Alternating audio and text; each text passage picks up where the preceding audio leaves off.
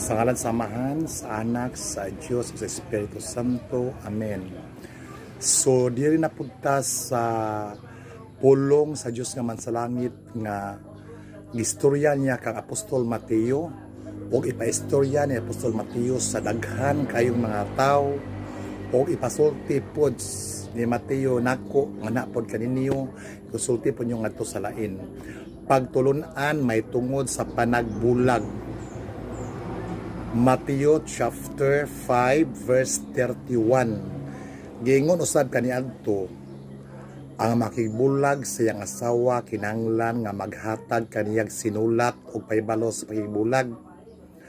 Apan karon sultihan ko kamo nga kinsa kadtong mubulag sa iyang asawa bisan wala magluib kaniya makasala kay siya man ang inungdan sa pagpanapaw unya sa iyang asawa kung magminyo kini pag-usab bisan ang mga asawa kaniya nakapanapaw usab.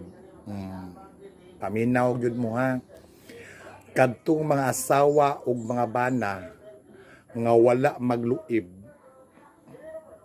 unya mukalit biya sa asawa or mukalit og biya sa bana hasa tong inyong gaasawa ug inyong ibana apil to sa pagpakasala kamon duha is mananapaw. Pero og ikaw asawa ikaw bana nagluib jud ka, pwede ka biyaan sa imong asawa, pwede ka biyaan sa imong bana nga wala kay sala. Og sa unang panahon ang annulment gitugutan na, pero karon ang annulment wala gyud natugutis Ginoo ang annulment. Muna kanang annulment balaod na dinhi sa yuta pagabot ni Kristo.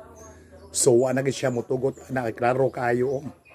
Giingon usab kaniadto ang makigbulag siyang asawa kinahanglan nga maghatag kaniyag sinulat nga pahibalo sa pakigbulag.